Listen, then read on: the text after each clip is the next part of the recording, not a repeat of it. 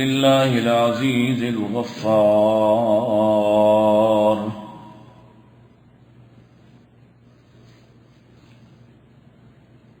والصلاة والسلام على سيد الأبرار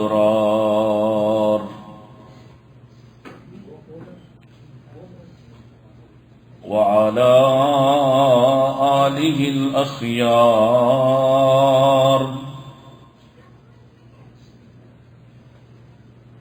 وعلى أصحابه من المهاجرين والأنصار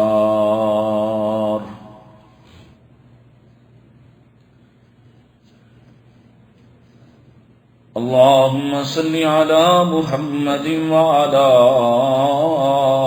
آل محمد كما صليت على إبراهيم وعلى آل إبراهيم إنك حميد مجيد اللهم بارك على محمد وعلى آل محمد كما باركت على إبراهيم وعلى آل إبراهيم إنك حميد مجيد أعوذ بالله السميع العليم من الشيطان الرجيم بسم الله الرحمن الرحيم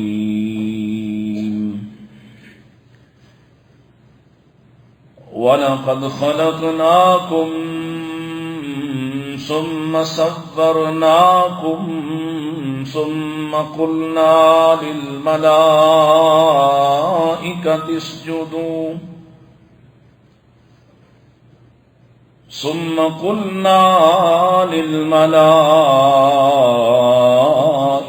اسجدوا لآدم فسجدوا إلا إبليس لم يكن من الساجدين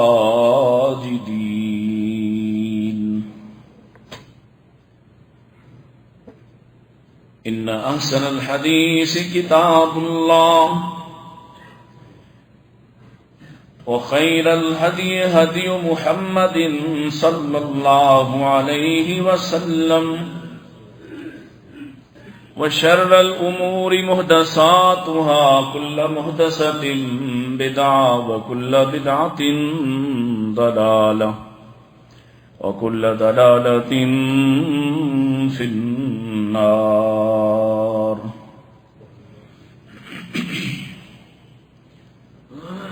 حمد ثنا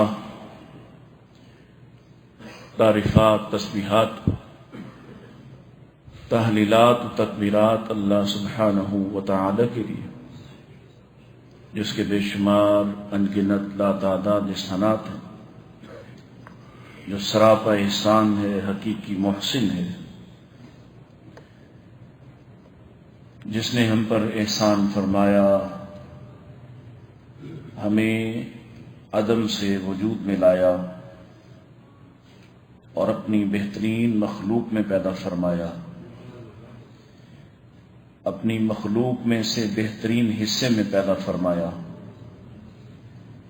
اور انسانوں میں اہل ایمان اور اہل اسلام کے ہاں پیدا فرمایا۔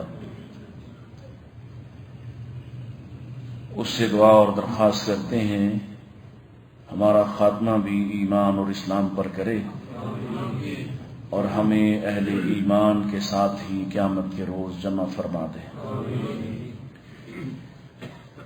درود و سلام امام الانبیاء سید الاتقیاء احمد مجتبی جناب محمد مصطفیٰ صلی اللہ علیہ وآلہ وسلم کے لیے۔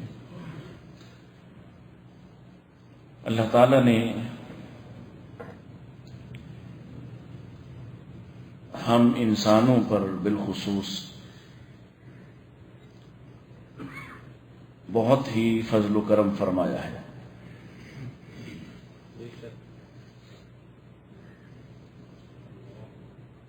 کہیں وہ یہ کہتا ہوا دکھائی دیتا ہے وَلَقَدْ كَرَّمْنَا بَنِي آدم، کہ میں نے بنی آدم کو باقی تمام مخلوقات پر عزت اور بزرگی عطا کی ہے۔ کہیں آپ یہ سنتے پڑھتے ہیں کہ وہ ارشاد فرماتا ہے انی جاعل فی الارض خلیفہ،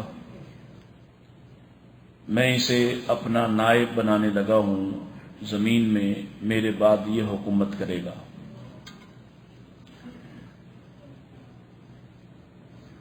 گویا اللہ کے کلمے کی اور اللہ کے حکم کی پابندی کرتے ہوئے اسے زمین پر خلافت دی گئی ہے۔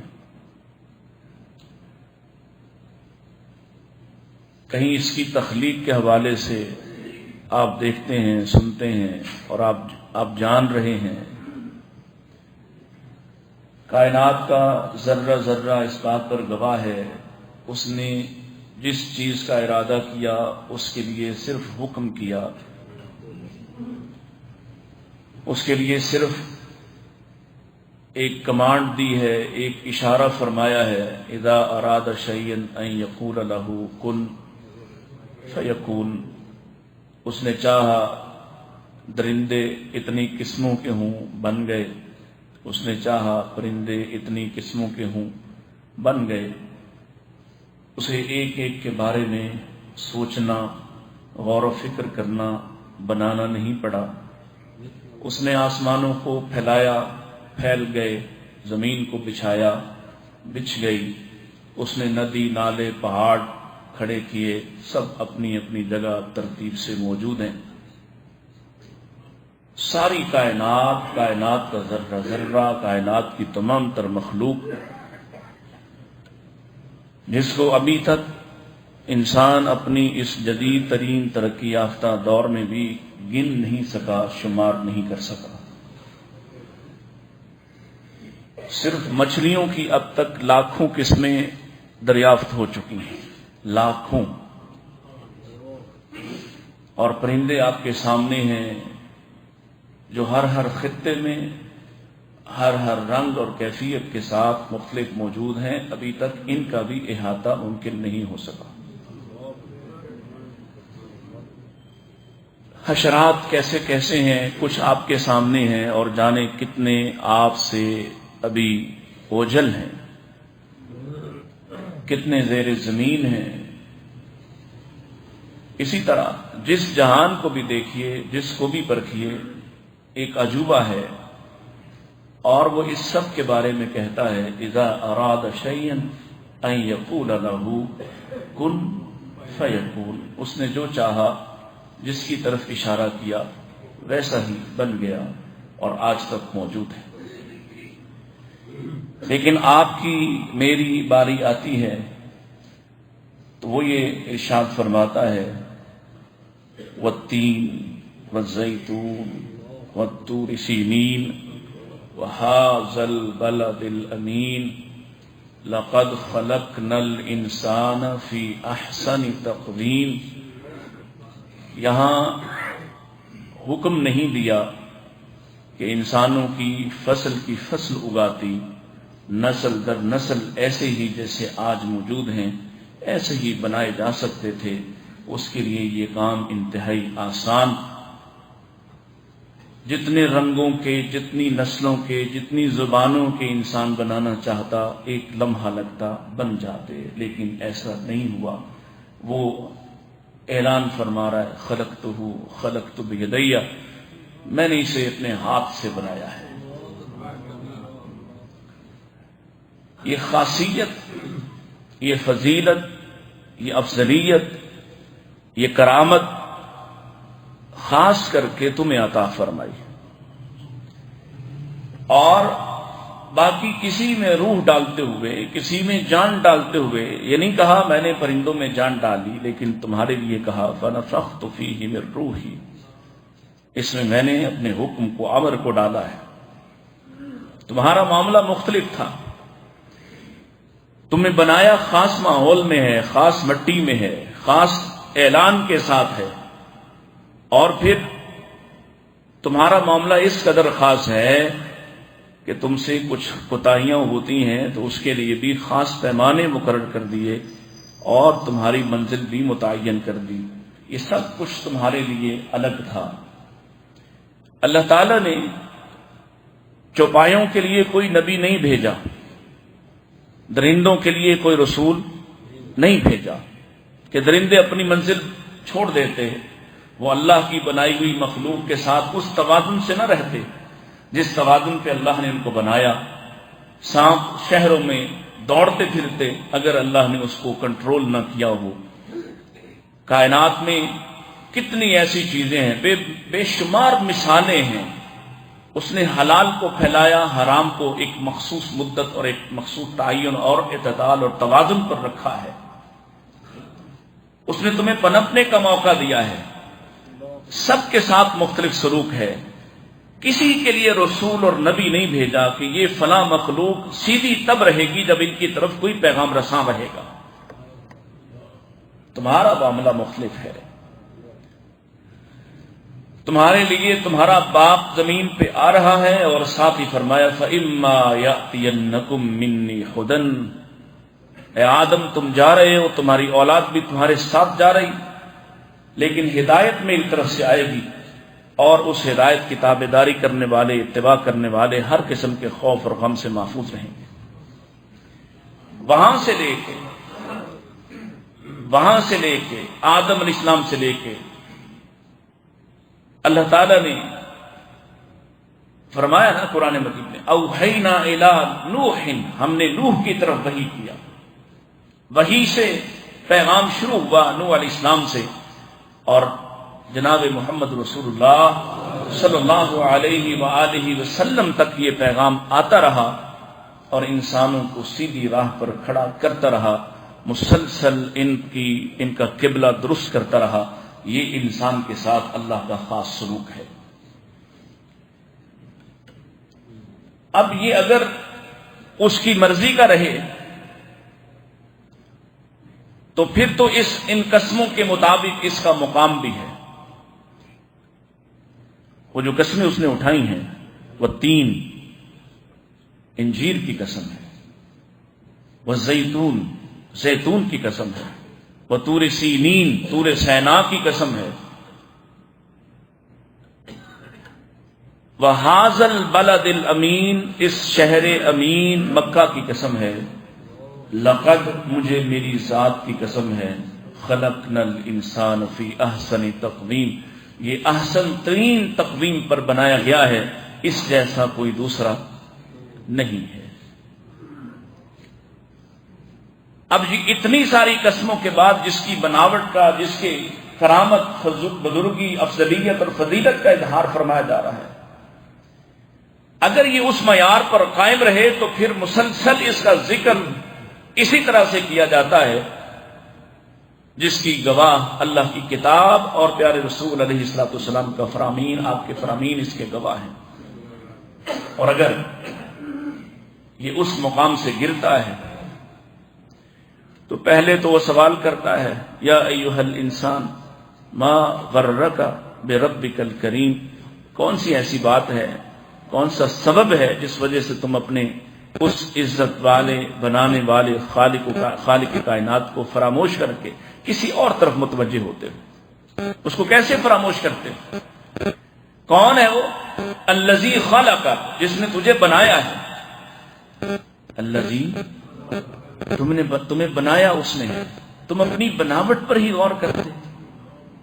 تمہاری بناوٹ مختلف ہے، تمہارے لیے اہتمام ہے.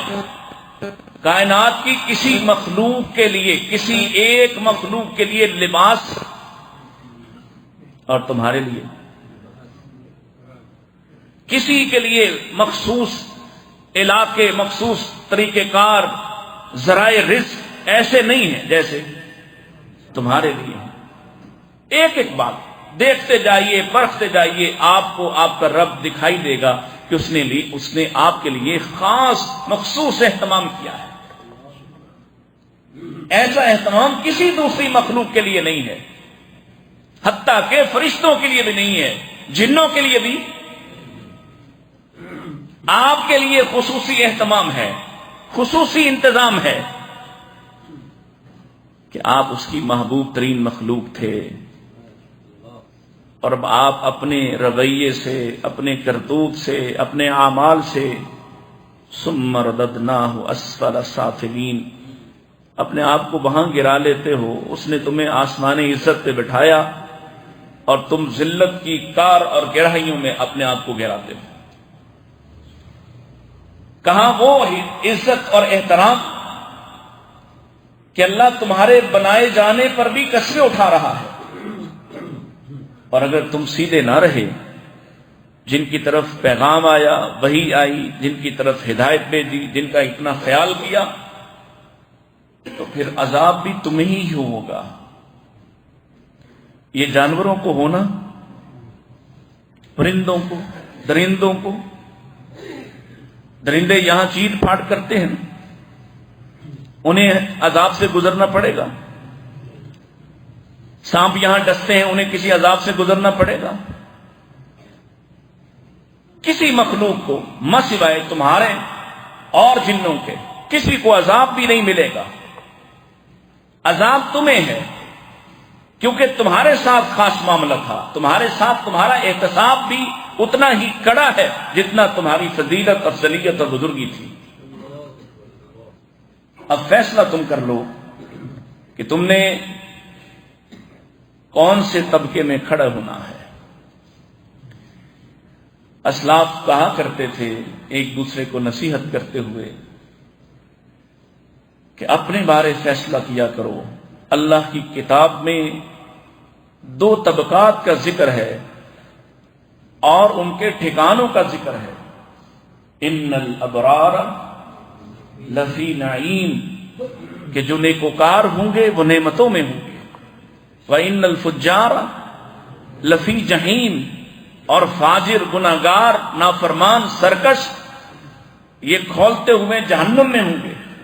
فیصلہ کرنا آسان ہے، آپ اپنے بارے فیصلہ کیجئے، ہم اپنے بارے فیصلہ کریں۔ تنہائیوں میں کھڑے ہو کر پوچھیے اپنے آپ سے کہ واقعی میرا شمار ابرار میں ہوتا ہے یا میں فجار کا حصہ ہوں۔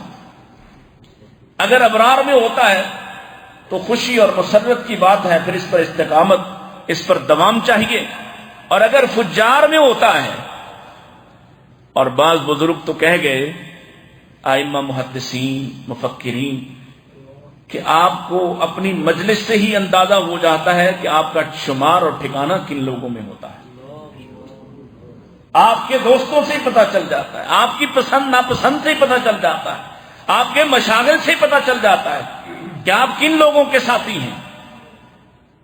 وہ لوگ جو چھڑتے ہیں دینداروں سے، دین کی مجلسوں سے، دینی اداروں سے، علماء سے، مساجد سے، مدارس سے، اللہ کی بات سے، اس اذان سے لوگ چڑھتے ہیں، اذان سے بھی۔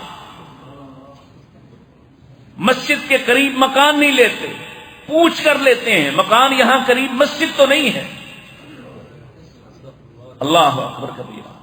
پھر آپ کو پتہ چل رہا ہے کہ آپ کن لوگوں کے ساتھ ہیں، اور وہ خوش نصیب لوگ جنہوں نے اس کرامت اور بزرگی کی حفاظت کی، اور وہ اعمال حرز جان بنائے کہ نہ صرف ابدیت کا مظاہرہ کیا، بلکہ نبی کائنات صلی اللہ علیہ وسلم ارشاد فرماتے ہیں وہ اتنے محبوب ہو جاتے ہیں اللہ کے ہاں، اتنے قابل رشک ہو جاتے ہیں اللہ کے ہاں کہ اللہ ان کا ذکر اور تذکرہ اپنی مجلس میں کرتا ہے۔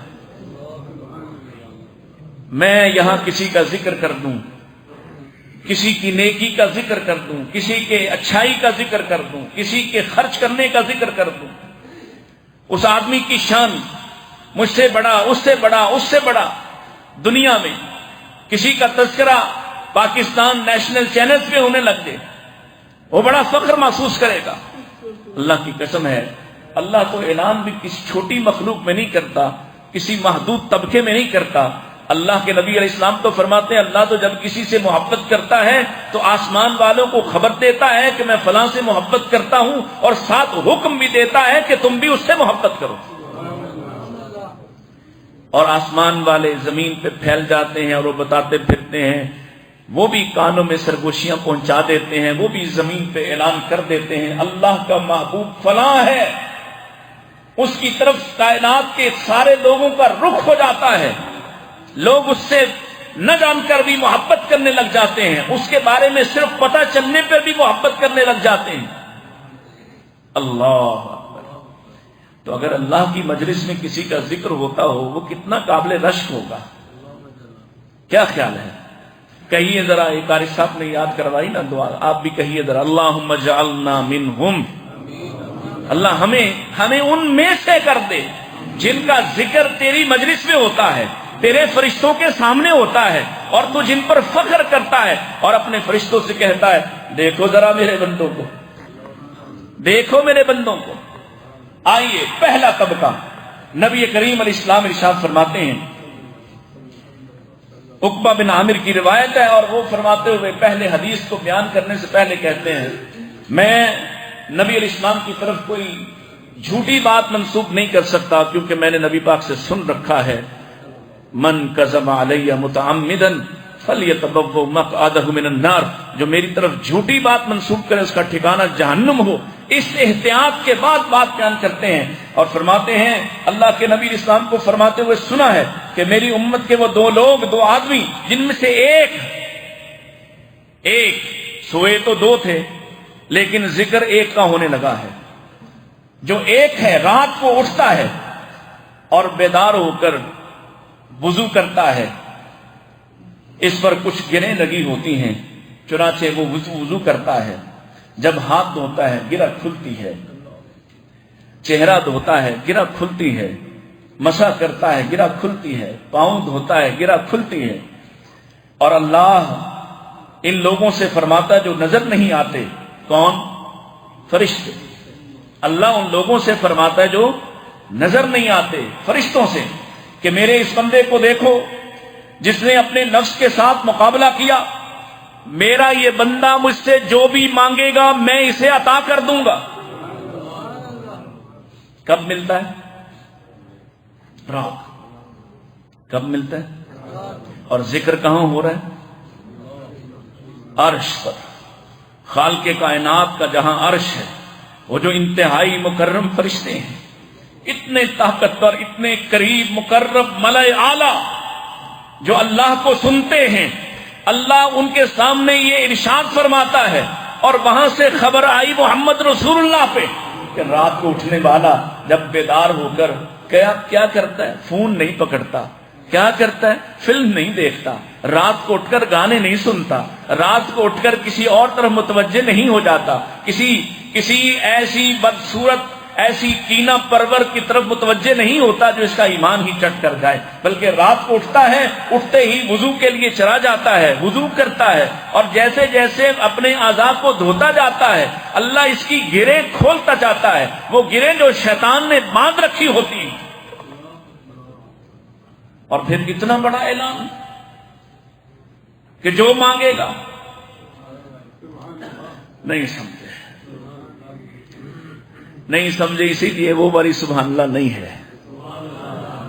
مدینہ کے کچھ لوگ آئے، سمجھانے کے لیے عرض کرتا ہوں، ارادہ کر کے آئے، پہلے بھی سنا رکھا ہے، سوچ کے آئے، نبی پاک سے کہتے ہیں اتنا جو آپ کی دعائیں قبول ہوتی ہیں اور ہم آپ کے چاہنے والے بڑی مشکلات برداشت کی ہیں آپ کے لیے، تو ذرا رب کریم سے دعا ہی کر دیں، یہاں مدینہ ہماری کھیتیوں کے آس پاس چشمے ابلائیں۔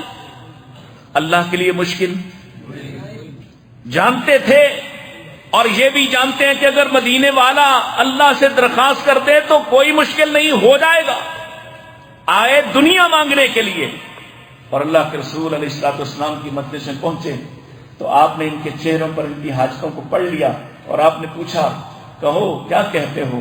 خاموش ہیں، ہمت نہیں پڑ رہی دنیا مانگنے کی، لیکن مانگنے دنیا آئے تھے، دنیا مانگنے آئے تھے، اللہ سے رحمت کی وہ ندیاں اور وہ نالے اور وہ چشمے مانگنے آئے ہیں۔ اللہ کے رسول علیہ الصلوۃ والسلام نے حوصلہ بڑھانے کی خاطر فرمایا مانگو، جو مانگو گے مل جائے گا۔ اللہ اکبر، کتنی بڑی دلیل تھی، کہنے والے محمد مصطفیٰ ہیں، مانگو جو مانگو گے مل جائے گا۔ فوراً مطالبہ بدلا، جب اتنا بڑا پیغام مل رہا ہے کہ جو مانگو گے مل جائے گا، ساری کیفیت ہی بدل گئی. کہنے لگے آپ ہمارے لیے رحمت کی بخشش کی دعا فرمائیں. اور آپ فرماتے اللہم اغفر للانصار وابناء الانصار، اللہ انصار کو معاف کر دے، ان کے بیٹوں کو معاف کر دے. وابناء الانصار، اللہ ان کے پوتوں کو بھی معاف کر دے. تو ہولے ہولے نبی کو لقمہ دے رہے ہیں. اللہ کے رسول و موالینا، ہمارے غلام، ہماری لونڈیاں. آپ نے فرمایا وہ موالی الانصار، اللہ ان کے لونڈیوں اور غلاموں کو بھی معاف کر دے. یہاں کہنے والے محمد مصطفیٰ ہیں اور وہاں رب یہ کہہ رہے یہ رات کو اٹھے، وضو کرے، صحیح طرح سے وضو کرتا ہوا، اور پھر مجھ سے مانگے کیا مانگتا ہے، میں اس کو سب کچھ عطا کر دوں گا. اب بتائیے کیفیت بدلی، مانگنے کو جی کرے گا. یہ جو ٹکے ٹکے کے انسانوں کے سامنے ہاتھ پھیلاتے ہو، ان کے سامنے ناک رگڑتے ہو، ان کے سامنے منت سماجت کرتے ہو، ذرا اپنے رب سے، شہنشاہ سے، عظیم بادشاہ سے مانگ کر دیکھو، اس سے طلب کر کے دیکھو، اور وہ تو کہتا میں دوں گا. اگلی حدیث سن لیجئے. یہ پہلا طبقہ جو آپ کے سامنے ذکر کیا، جن پر فخر کر رہا ہے اللہ. دوسرا، اللہ کے رسول علیہ الصلوۃ والسلام ارشاد فرماتے ہیں تمہارا رب یعجب ربکم من راعی غنم، لوگوں کی نظر میں بکریوں کا چرواہا کتنا گیا گزرا ہوتا ہے، لیکن رسول اللہ فرماتے ہیں اگر کام اچھے ہوں نا، کام اچھے ہوں، اعمال اچھے ہوں، معاملات اچھے ہوں، تو اس ظاہری دنیا سے کوئی فرق نہیں پڑتا کہ وہ اللہ کے ہاں کہاں کھڑا ہوگا.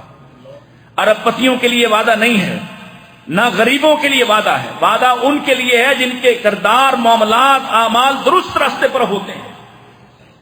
فرمایا یعجب ربکم من راعی غنم، تمہارا رب بکریوں کے چرواہے پر تعجب کرتا ہے، خوش ہوتا ہے.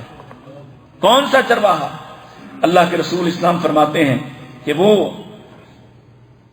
جو پہاڑ پر بکریاں چرا رہا تھا، نماز کا وقت ہوا، یؤذن بالصلاۃ، اس نے اذان کہی، ویصلی، اکیلا ہی اقامت کہہ کے کھڑا ہو گیا نماز پڑھنے. اب یہ اذان کہتا ہے، نماز پڑھتا ہے، اور اللہ اپنے فرشتوں سے فرماتا ہے دیکھو میرے اس بندے کو جو اکیلا ہی نماز پڑھتا ہے، مجھ سے ڈرتا ہے، سنو میں نے اپنے اس بندے کے سارے گناہوں کو معاف کر دیا ہے. بعض لوگ ہوتے ہیں نا کہ میں اکیلا تھا. تمہارے لیے دیکھیے آسانیاں کیا ہیں.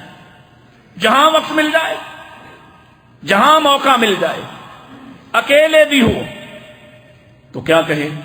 اگر آس پاس کوئی اذان نہیں ہوئی اور کسی مسجد میں جانا نہیں ملا تو جہاں اکیلا ہے، اکیلا ہی گاڑی روکے، اپنی سواری روکے، اذان کہے، نماز پڑھے، اس اجر کا حقدار قرار پائے گا. اس اجر کا.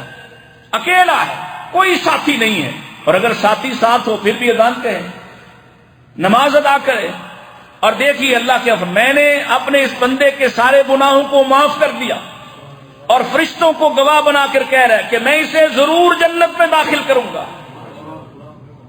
تیسری حدیث، یہ دوسرا طبقہ جس پر اللہ فخر کرتا ہے، جو قابل فخر لوگ ہیں. تیسرا، اللہ کے رسول علیہ الصلوۃ والسلام ارشاد فرماتے ہیں، اور اس سے پہلے حضرت معاویہ نکلے ایک دن مسجد میں.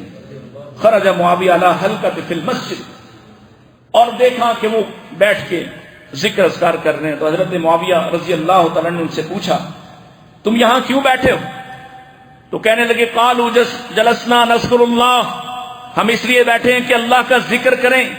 سیدنا معاویہ رضی اللہ عنہ کہتے ہیں کیا واقعی اللہ کی قسم ہے تمہیں، کیا تمہیں اسی لیے بیٹھے ہو؟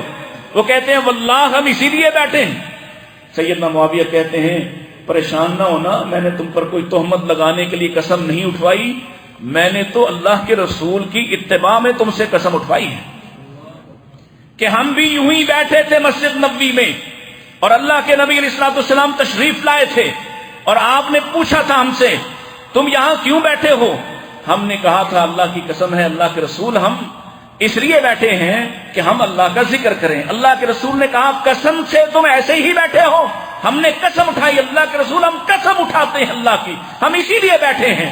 تو اللہ کے نبی علیہ الصلوۃ والسلام نے ارشاد فرمایا میرے پاس جبریل آئے تھے اور انہوں نے کہا کہ اللہ اپنے ان بندوں کے لیے اپنے فرشتوں کے سامنے فخر کر رہا ہے کہ دیکھو میرے بندے میرا ذکر کرنے کے لیے بیٹھے ہوئے ہیں۔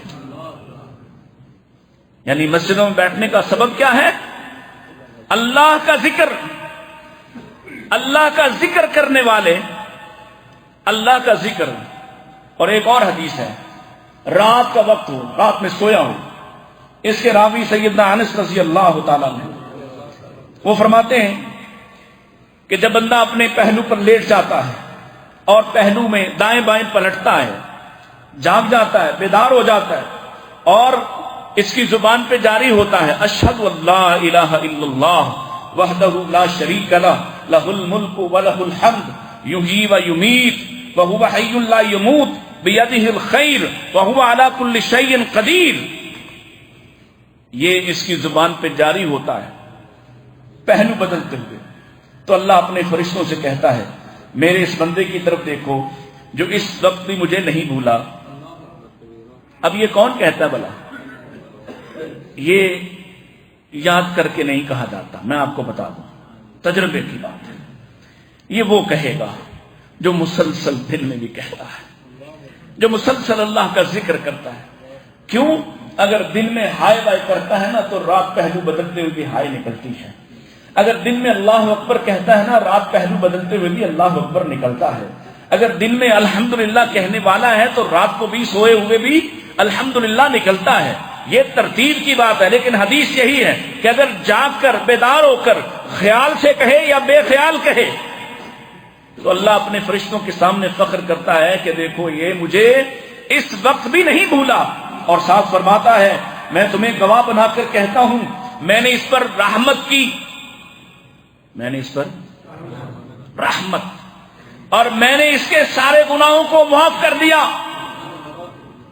کتنا سا جملہ ہے، کتنا سا، اشہد اللہ الہ الا اللہ وحدہ لا شریک لہ لہ الملک ولہ الحمد یحیی و یمیت وہو حی لا یموت بیدہ الخیر وہو علی کل شیء قدیر۔ نہ یاد رہے تو اس تقریر سے جا کے سن لینا اور یاد کرنا اور پھر اس کو پڑھنا، اور پھر جب تمہاری عادت بن جائے، ایک تو اللہ تمہارے گناہوں کو معاف کر رہا ہے، رحمت کر رہا ہے، اور ساتھ تمہارا ذکر اپنے ملائے اعلیٰ میں فرشتوں کے سامنے فخر سے کر رہا ہے۔ اللہ کے رسول علیہ الصلوۃ والسلام، پانچواں عمل، ایک نماز پڑھ لی اور دوسری کے لیے انتظار کر رہا ہے۔ عبداللہ ابن عمر بیان کرتے ہیں رضی اللہ تعالی عنہما، کہتے ہیں صلینا مع رسول اللہ صلی اللہ علیہ وسلم المغرب، ہم نے اللہ کے رسول علیہ الصلوۃ والسلام کے ساتھ مغرب کی نماز ادا کی، اور مغرب کی نماز ادا کر کے ہم وہیں بیٹھے ہوئے تھے، ہم وہیں ذکر اذکار کر رہے تھے کہ کچھ لوگ چلے گئے، کچھ لوگ پیچھے رہ گئے۔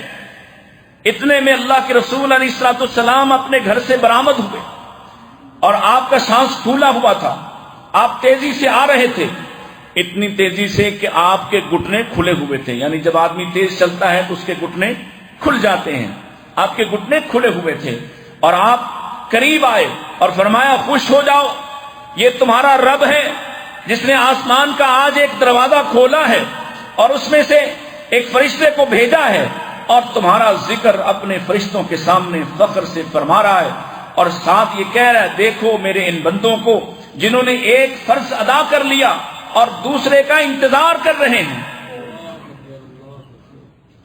اور جس کا ذکر آج سپریم کورٹ میں ہو جائے نا، کسی کا ذکر آج وزیر اعظم ہاؤس میں ہو جائے نا، آج کسی ٹی وی چینل پہ ہو جائے تو لوگ اس کو مبارک دیتے ہیں، اور جس کا ذکر اللہ کی مجلس میں ہو، فخر سے ہو رہا ہو، اللہ اپنے بندے پہ فخر کر رہا ہو، اور اس کے نصیب کھل گئے، جس پر اللہ فخر کرے اس کے نصیب کھل گئے، جس پر اللہ فخر کرتے ہوئے اپنے بندوں میں، اپنے خاص فرشتوں میں اس کا ذکر کرے۔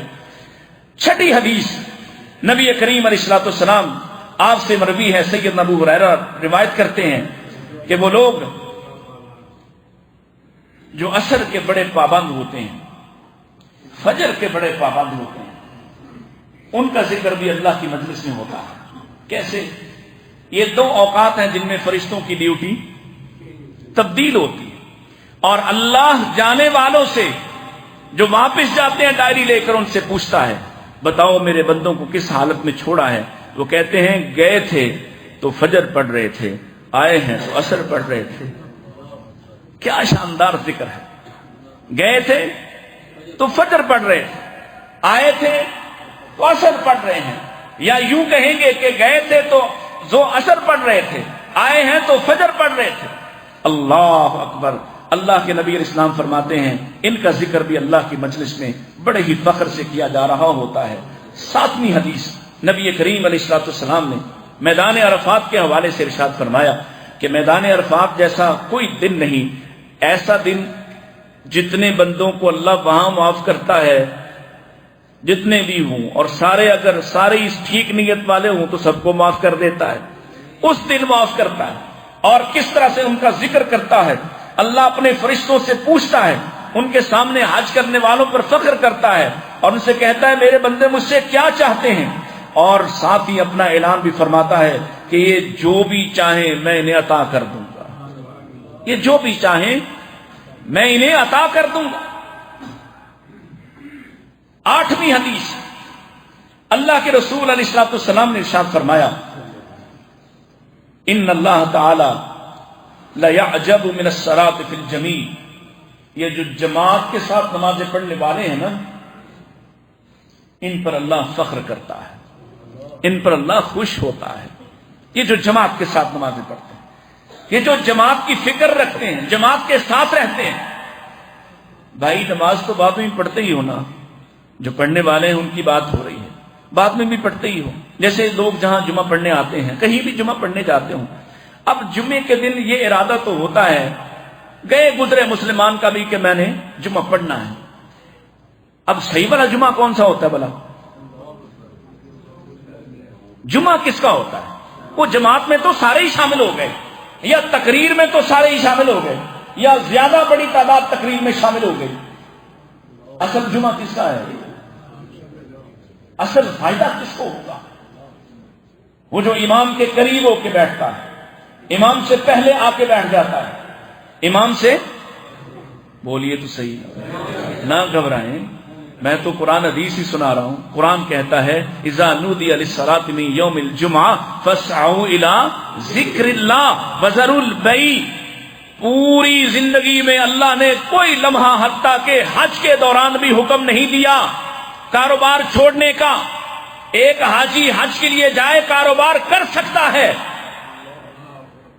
کہاں حکم دیا ہے چھوڑنے کو؟ وذروا البیع وذروا البیع ذالکم خیر لکم۔ کون کہہ رہا ہے تمہارے لیے چھوڑ دینا؟ نہیں سمجھے، یہ تاجروں کو سمجھانے والی بات ہے۔ کون کہہ رہا ہے تمہارے لیے اپنے ذرائع رزق کو چھوڑ دینا جمعے کے لیے یہ بہتر ہے؟ اگر تم جانتے ہوتے تو کبھی ایسا کرتے کہ جمعہ چھوڑو اور کاروبار کرو۔ اب جمعہ اصل میں اسی کا ہے، فائدہ اس نے اٹھایا جو امام سے پہلے آیا، امام کے قریب ہو کر بیٹھا، غور سے سنا، اور اسی وجہ سے جب یہاں سے اٹھتا ہے سب کچھ صاف اور پاک ہو گیا، کیونکہ میرے نبی نے یہ ارشاد فرمایا ہے الصلوات الخمس والجمعۃ الی الجمعہ ورمضان الی رمضان مکفرات لما بینہن اذا اجتنبت الکبائر۔ اگر بڑے بڑے گناہوں سے آدمی بچنا شروع کر دے تو پھر اللہ کا یہ خودکار نظام، یہ شیلڈ اس کو حاصل ہو جاتی ہے۔ یہ 5 نمازیں، ہر نماز دوسری نماز کے دورانیے کے سارے گناہوں کو معاف کروا دیتی، پھر جمعے کے بعد جمعہ معاف کروا دیتا، پھر سال بعد رمضان بڑی معافی کا پیغام لے کر آ جاتا ہے۔ اب جس نے اس سے فائدہ اٹھانا ہے اس کی قسمت، اور جو بس آتا ہے کہ چلو اس کے گردن سے جمعہ اترا، اس کو پتہ ہی نہیں ہے اس نے کیا ضائع کیا ہے۔ اسی طرح سے نماز تو پڑھنی ہی ہوتی ہے نا، جو نمازی ہیں نماز پڑھتے ہیں، لیکن کب؟ کبھی آگے کبھی پیچھے، کبھی ایک جماعت کبھی ساری کوئی نہیں، کبھی آ کے اکٹھی پڑھ دی۔ اصل کیا ہے؟ امام کے ساتھ آئے، امام کے ساتھ کھڑا ہو۔ اللہ اکبر! کہاں سے لائیں وہ لوگ جو کہتے تھے 40 سال ہو گئے ہیں، میں امام سے تو کیا مؤذن سے بھی پہلے مسجد میں ہوتا ہوں۔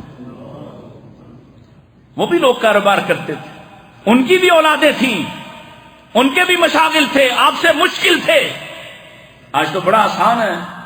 آج کا کاروبار اگر 50 100 200 500 سال پچھلے کاروبار کو دیکھیں تو نہایت آسان ہے۔ آج وقت کی ڈویژن، آج سواری، آج آنا جانا آسان ہے۔ کیوں بھئی آسان ہے یا نہیں؟ چلیے 8ویں حدیث، نبی کریم علیہ الصلوۃ والسلام ارشاد فرماتے ہیں جو لوگ اللہ کے گھروں میں سے کسی گھر یعنی مسجد اللہ کی کتاب کی تلاوت کرتے ہیں، اس کی تعلیم میں مصروف رہتے ہیں، ان پر اللہ کی طرف سے سکینت نازل ہوتی ہے، اللہ کی رحمت ان کو ڈھانپ لیتی ہے، فرشتے انہیں گھیر لیتے ہیں، اور اللہ ان کا ذکر اپنے فرشتوں کی قریبی جماعت میں کرتا ہے۔ کہاں ذکر ہوتا ہے؟ جو مسجد میں بیٹھا ہے قرآن پڑھ رہا ہے، مسجد میں بیٹھا ہے، پہلے آپ نے سنا ذکر کرنے والا، اب کیا ہے؟ قرآن پڑھ رہا ہے، قرآن کی تلاوت کر رہا ہے، مشغول ہے۔ 9ویں حدیث، نبی کریم علیہ الصلوۃ والسلام ارشاد فرماتے ہیں خود بھوکا رہ کر دوسرے کو کھلانے والا اے کم تھوڑا اوکھ ہے۔ خود بھوکا نہیں، دوسروں کا مال کھائے، چھینے، جھپٹے، غائب کر دے، ہڑپ کر لے، لوگ بھوکے مر جائیں، سگے بہن بھائی بھوکے مر جائیں، تب جی خوش ہوتا ہے۔ جی تو تب خوش ہوتا ہے، لیکن اللہ خوش تب ہوتا ہے جب اپنے پیٹ پہ پتھر باندھ کے کسی دوسرے کی بھوک مٹاتا ہو۔ اللہ خوش تب ہوتا ہے۔ امام کائنات رحمت للعالمین کے گھر آپ کی طرف مہمان آ گئے ہیں مسجد میں، اور آقا علیہ السلام کی عادت مبارکہ کیا ہے؟ پہلے اپنے گھروں کی طرف اپنے ملازم کو دوڑایا ہے، اپنے غلام کو دوڑایا ہے، پتہ کرو 11 گھروں سے پتہ چلا سوائے پانی کے کچھ نہیں۔ اللہ اکبر! پانی کے سوا کچھ نہیں۔ اب کیا فرمایا؟ فرمایا کون ہے جو میرے مہمان کو کھانا کھلائے، اللہ اس پر رحمتوں کی بارش فرمائے۔ اب اعلان فرمایا ہے، اور حضرت ابو طلحہ انصاری اٹھے اور عرض کرنے لگے اللہ کے رسول مجھے اجازت دیں، میں انتظام کر کے آتا ہوں۔ بھاگے بھاگے گھر آئے، بیوی سے پوچھا ام سلیم کیا کمال عورت ہے، پوچھا کچھ کھانے کو ہے؟ اور حدیث کہتی ہے کہ ام سلیم کہتی ہیں کچھ نہیں الا قوت صبیانی، ہاں میرے بچوں کے لیے چند ٹکڑے رات کے لیے رکھے ہوئے ہیں کہ وہ کھائیں گے بھگو کے تو سو جائیں گے۔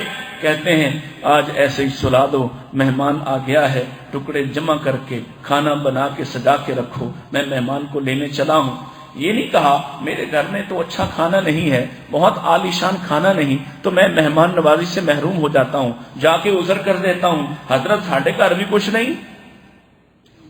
یہ ہے تربیت، سن لیجئے، یہ ہے تربیت کہ اللہ کی رحمت کی بارش اس سے پیچھے ہٹنے کو تیار نہیں، اپنا آپ قربان۔ خود میاں بیوی بھی، آپ نے سارا واقعہ سنا ہوا، خود بھی بھوکے سوئے، چراغ گل کر کے مہمان کی مہمان نوازی کی ہے، اور خود منہ سے آوازیں نکالتے رہے، بچوں کو بھوکا سلایا، سارا خاندان بھوکا سوتا ہے، مہمان کے سامنے ایکٹنگ کر رہا ہے اس کو کھلانے کی غرض سے۔ اللہ اکبر! صبح جب آئے اللہ کے رسول صلی اللہ علیہ وسلم مسکرا رہے تھے، اور آقا علیہ السلام کو مسکراتے دیکھ کر صحابہ کہا کرتے تھے اضحک اللہ سنک یا رسول اللہ، اللہ کے رسول اللہ آپ کو مسکراتا ہی رکھے۔ اور تم بھی کہہ دیا کرو اپنے بھائی کو دیکھ کر، اپنے بھائی کو ہنستا مسکراتا خوش فرحان شادہ دیکھ کر خوش ہوا کرو، اور کہا کرو اضحک اللہ سنک یا حبیبی یا اخی، اے میرے بھائی اللہ تجھے مسکراتا ہی رکھے. نہیں عربی آتی، اردو پنجابی میں کہہ دو، دعا دو اللہ تجھے مسکراتا رکھے. آقا علیہ السلام کو کہتا ہے یا رسول اللہ آپ کو اللہ مسکراتا رکھے، لیکن سبب تو بتائیے. آقا فرماتے ہیں جو تم نے تمہاری بیوی نے رات کو کیا ہے، میں ہی کیا اس پر آسمان والا بھی مسکرا رہا تھا.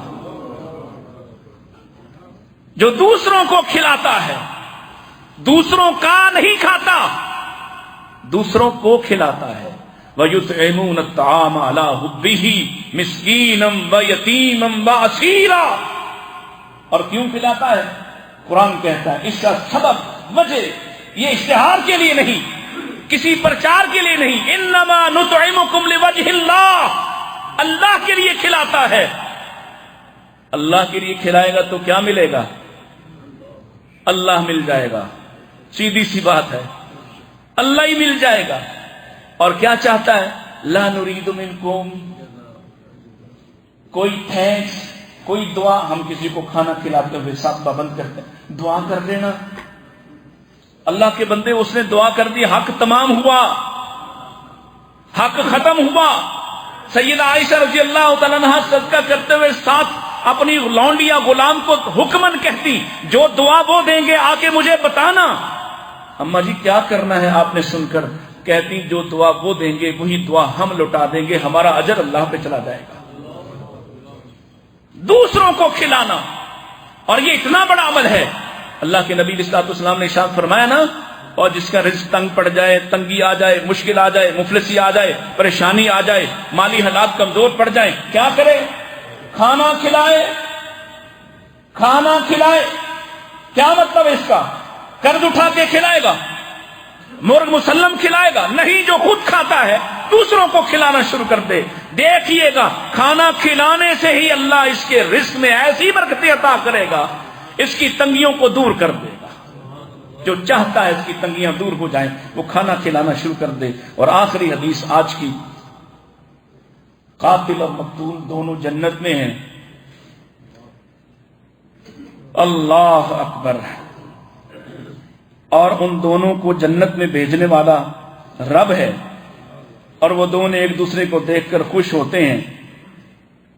حدیث میں آتا اللہ فرماتا اللہ دو شخصوں پر ہنستا ہے، مسکراتا ہے. کون؟ کسی نے غلطی سے کسی کو مار ڈالا، قتل کر دیا، پھر اللہ نے اس کو توبہ کی توفیق عطا کی.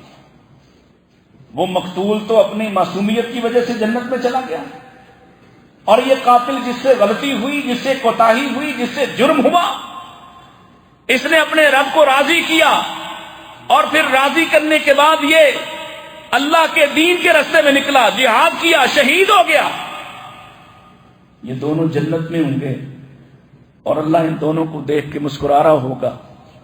یہاں اللہ نہ کرے ہم کسی کو قتل کریں. یہاں ایک کیفیت سمجھنے والی ہے کہ اللہ اگر قاتل کی توبہ پر اسے معاف کر دیتا ہے تو میں اور آپ اپنی نفس کی کچھ چیزوں کو قتل کر کے اللہ سے توبہ کر لیں، اپنی کچھ خواہشوں کا قتل کر کے اللہ سے توبہ کر لیں. کہ توبہ اتنا بڑا عمل ہے کہ توبہ کرنے سے انسان جنت میں داخل ہو سکتا ہے. اللہ مجھے اور آپ کو ان اعمال پر عمل کرنے کی توفیق عطا فرمائے. وآخر دعوانا ان الحمد للہ رب العالمین.